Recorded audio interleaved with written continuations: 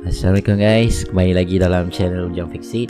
Terima kasih korang yang selalu support Ujang dengan menghantar phone-phone korang untuk Ujang repair.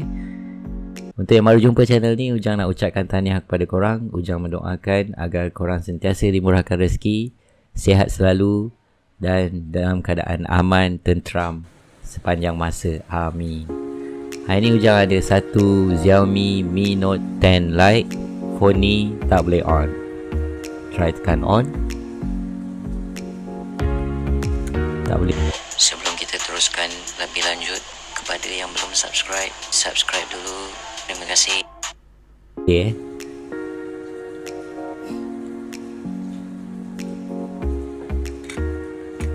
Sekarang kita akan try charge. Maybe bateri dia low. Kalau Ujang tengok dekat ampere meter, dia dapat 0.10 miliampere dan dia hilang, kemudian dia ulang-ulang 10 miliampere. So maknanya dia memang tak charge. So, kita keluarkan motherboard dia dulu.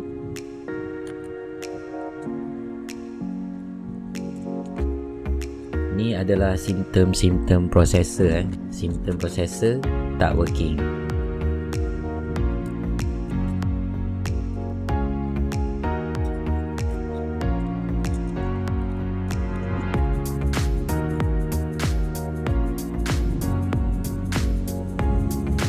Okay, kita cabut dulu stiker, copper stiker tu. Sebab dekat bawah stiker tu ada processor dengan eMMC. So kita kena buang dulu stiker ni.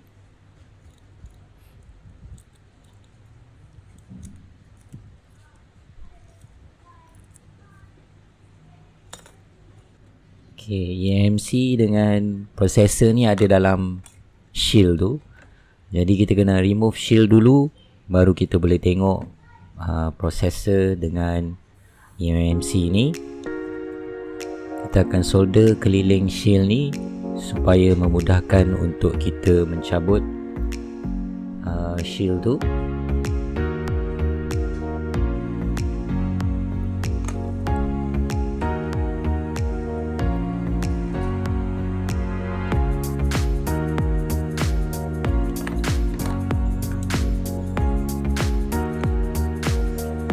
Okay, sekarang kita akan cabut shield ni supaya kita boleh check dia punya processor dan eMMC dia sama ada shorting atau sebagainya.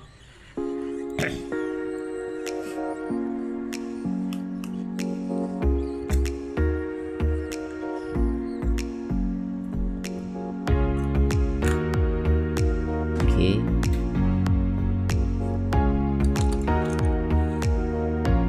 Kita biarkan dia sejuk seketika sebelum kita check kapasitor dan resistor bersebelahan processor dan eMMC. Okay, step ni penting Kalau kita tak check, kita pun tak tahu sama ada processor tu tak function ataupun dia tak function oleh disebabkan shorting atau jalur yang bermasalah. Tapi kalau kita check, semuanya normal, menunjukkan processor tu tak working. Okay, dalam kes ni Ujang check kapasitor dan resistor keliling processor dan eMMC ni normal, tak ada yang short.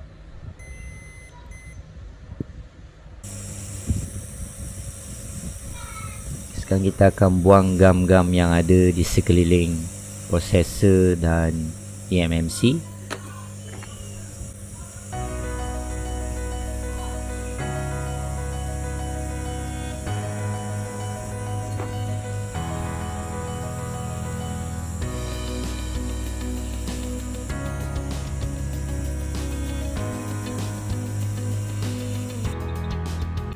Okay, lepas kita dah bersihkan gam-gam tu, sekarang kita boleh cabut processor ni.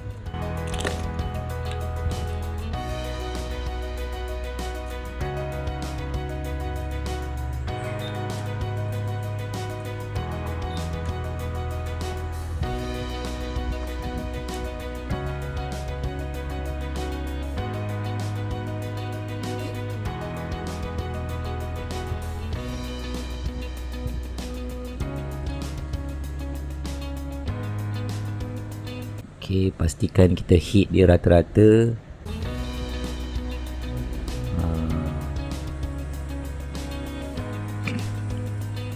Kita tak nak ada damage dekat board tu ataupun processor tu.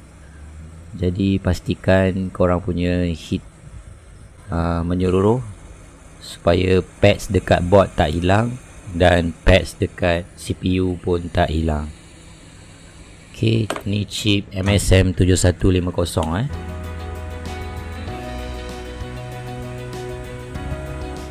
Waktu kita nak remove processor tu tadi, kalau ada terlanggar apa-apa, kita terus betulkan. Macam ni, kita terlanggar capacitor, terus betulkan balik.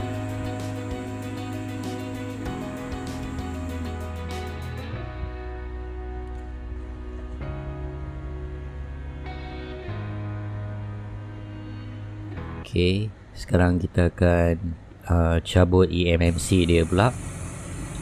Sebenarnya phone ni problem processor, bukan eMMC. Tapi sebab eMMC ni berada bersebelahan dengan processor dan dia juga dikelilingi oleh gam hitam yang mengembang bila terdapat heat. So kita kena reball dia sekali juga.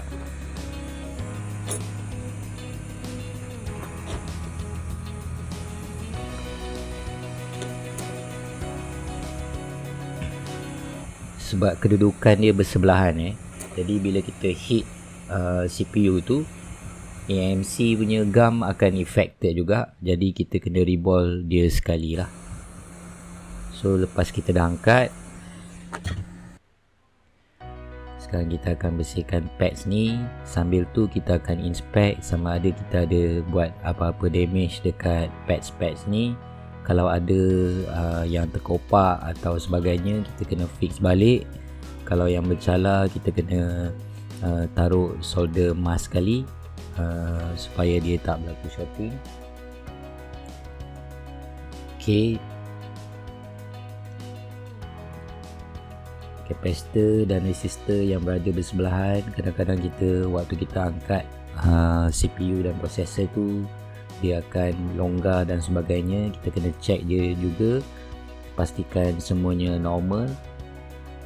Dan kemudian kita akan bersihkan pads ni supaya dia betul-betul bersih tanpa ada solder layer kat sana. So sekarang kita akan bersihkan CPU punya gam pula dan eMMC, dan kemudian kita akan reball dan pasang balik CPU dan eMMC. Reball ni make sure kita reball cantik, kaki semua sama saiz, dan baru kita boleh pasang dekat motherboard tu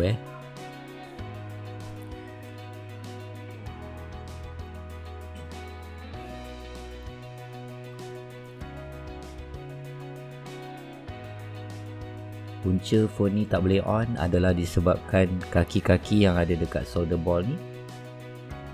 Ok, lepas kita dah pasang, kita biarkan dia sejuk seketika.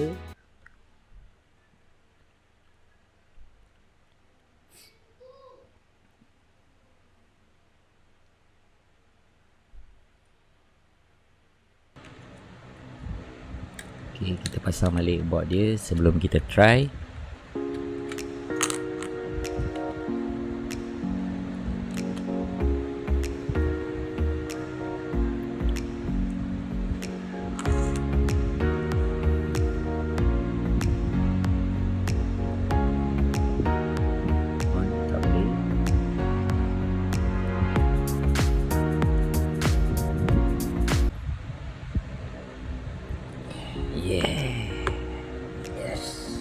Alhamdulillah.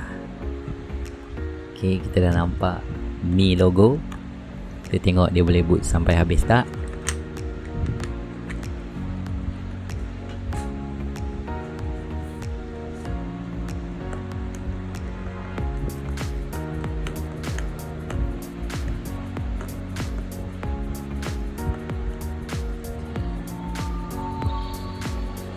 Cantik.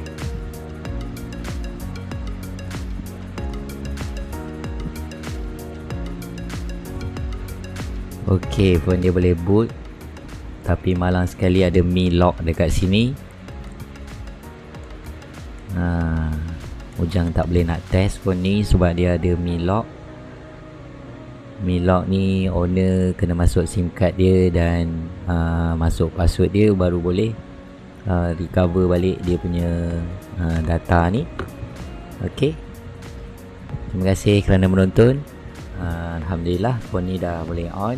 Nanti Ujang akan suruh customer ni masuk SIM card dia dan password dia supaya dia boleh guna balik phone ni. Okey, terima kasih kerana menonton. Kalau korang nak repair phone dengan Ujang, boleh contact Ujang. Kalau yang daripada luar nak post phone kat Ujang pun boleh, tak ada masalah. Contact Ujang dulu, jawab beberapa soalan. Kalau semuanya okey, baru korang post phone korang kat Ujang. Okey, jangan lupa support Ujang dengan like dan subscribe.